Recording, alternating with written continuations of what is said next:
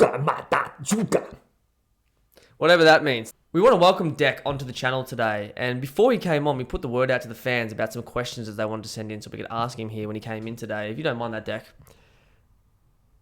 Very well. How does it feel to be the run of the litter for the Yorkshire? What did you say, Tool? And what do you have to say to fans who were so disappointed when Quay died? Because really, when we were watching the movie, we thought to ourselves, this is the coolest Predator we've seen in such a long time. We cannot wait for him to be the main character. And then, unfortunately, he gets killed and sacrificed. What a man he is. For you, so how does that feel? Hey, man, I say good riddance, okay? I know I acted a bit different when I was filming this movie over in New Zealand, but in all honesty, that was only acting. I couldn't give a shit. It was very believable too. Very well. Thank Well you. done. Well done. I've been working on my facial The acting quite a fangs lot. were really, you know, like... Yeah, well, I worked with a facial actor, and Yeah. you know, we did a lot of work for it. So I'm glad that you appreciate that. And what's next for the Predator? Well, hopefully not going to a single island. What's the single island? You said what's next for the Predator? No, that's good. That's good. Jesus Christ, how do they live like that, man? Who knows? I mean, you kind of looked a bit freaky. I forgot you were there for a second. Oh my God. Today we are back at NCUT with Predator Badlands movie review, and this is one of the better installments for Predator in the last 10, 15 years we've seen. I think this movie coming in, everyone was talking about the PG rating. There's going to be no blood. What's going to possibly happen in this movie? How can you do a Predator movie without blood? They did it, and they did it really well. I did not know this was PG when I was going in here, so it shocked the hell out of me when I saw there was a little bit like of a kid's storyline throughout, and then also zero blood. Zero blood. Crazy. And they did a good job of being able to implement that by having literally no humans in this movie whatsoever. We have Ali Fanning playing a Weyland-Yutani synth. Great shout out to the Alien universe, and it's good to see that they are morphing these two universes together. We're obviously getting towards an AVP again, which...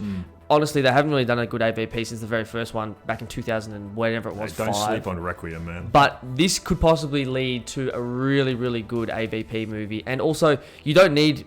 I mean, it's easy to get around the no blood thing.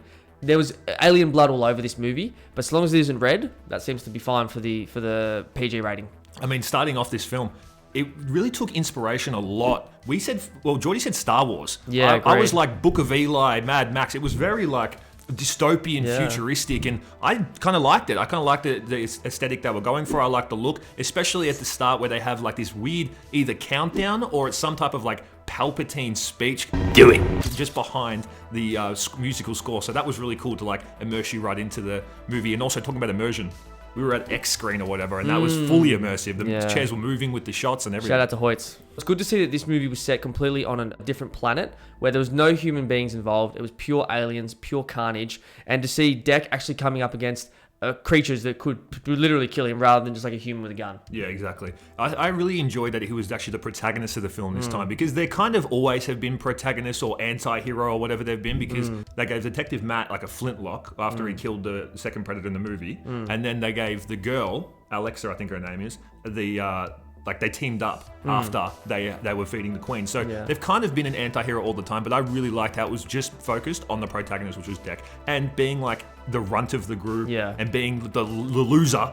He really was a runt too. I mean, we opened up with a montage of him getting his bodied by his brother, and then throughout the movie for the first, let's say, half of it, he's getting his ass kicked. I mean, there's even a scene where Ali Fanning's character, the synth, saves him, and you're like, okay, this guy really does suck. How is he going to kill this Callus, who is supposedly even the chief of his tribe is scared of? So for that, he was really a runt, and it was odd to see a Predator so defenseless and so helpless. Yeah, and especially when they like lacking equipment. They don't have the little gun on here that shoots them, like the plasma gun. There's none of that. So when he's like fighting literally for his life on every turn, it's crazy. It builds like in crazy intense moments. And I think one thing that I found odd about the movie, look, coming in with the PG rating, you knew this was the direction they were going to go in, but I mean, the guy's just a bro in this whole movie. He's like, yeah, bud, come in here, we'll look after you. Ali, tool, yep, you know, you're a tool, but I'll still try and save you. I'll still make sure that you don't get killed. Why is he so nice? It was literally just a man in a suit, you could tell for half of the movie, but look, it's a different outtake on a Predator that we're so used to seeing just being savage, being just like, all they care about is the kill, the trophy. So it sort of worked, but once again, the typical buddy. It felt like I was watching Grogu and the Mandalorian at one point, where you've got the nonchalant, almost shut off protagonist and like the cute little animal, cute little person, cute little creature. That seems to be the recipe for most of these programs, movies, franchises to go in now. They're like, how can we get people interested? Oh, we'll just make that cute little psychic character. Yeah, and I didn't know that going in that it was a kid's film. And when they show that trope immediately, you just know it's a kid's film. Like, how many times has that been shown? Exactly. You can look out through history. There's thousands of movies, and it's kind of annoying at one point, but then when you watch the film, you're like, no, it actually does work. Yeah. And it's a good comedic relief because Bud is funny. And also, there were so many Easter eggs throughout here. Like, when you go onto Deck's ship or his brother's ship, there's a bunch of skulls in the background, which was really cool. You see like a big T-Rex skull. You see one from Independence Day. Yep. And or could be a War of the Worlds. I mean, those two aliens look eerily similar to each other, but it's another universe alien, which we've seen on this movie screens before, which is cool. And then a shout out to like Xenomorphs, out of the Xenomorph skull there. It was really cool to see all of those things. And I like how they're trying to like introspectively go into the lore. And especially, and speaking about that, the director made up his own linguistics for this too. So like you now have etymology of the Yautja language, which is really cool. It's sort of cool to see the synths already established. I mean, in a lot of the more recent Alien universe things, the synths are sort of a bit dumb, except for David, obviously. While he was pretty useless, he was quite smart. Aside from him, all the other synths are quite dumb. These ones were just hardcore. They were ready to fight, even though they were pretty much stormtroopers where there was hundreds of them that just kept on coming, and Deck was able to mow through them. Even Ali Fanning's synth was able to kill a bunch of creatures with just half of her body.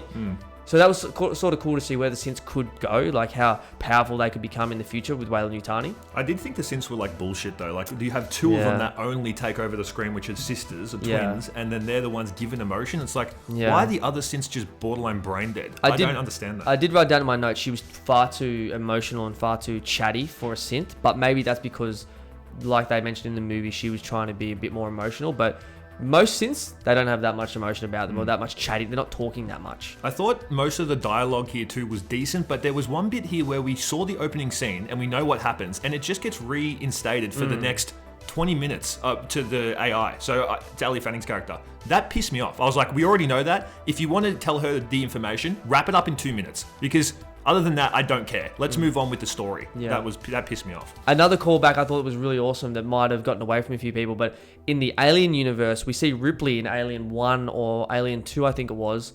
Ripley in the mechanical suit when she's fighting the Queen Xenomorph. Very similar to Ali Fanning's character, who's also in that mechanical suit fighting Deck at the end there, and the Callisk. Dude, why is all of these things just taken out of Avatar? They're all stolen, right? Well, I mean, Alien came first, so Okay. Stolen out of Alien. Avatar stole it from Alien, because I did it in that moment. I thought this is so similar to the General versus Jake Sully at the end of Avatar there, but then I realized, oh, they stole that from Alien, which of course a lot of sci-fi movies are stolen from Alien. That is the mech suit, everything. All like that. So, hope you guys enjoyed the review. Don't forget to leave a like and subscribe. Go see this movie. It's one of the best movies of the year. And hype it up as well. Also, if you do not do that, I will find where you live. I'm on Earth at the moment, and I will fucking get you, okay? He's killed a Callisk. He knows how to do it. Exactly. Anyway, it's been another NCUT movie review. Peace, we out. Peace. And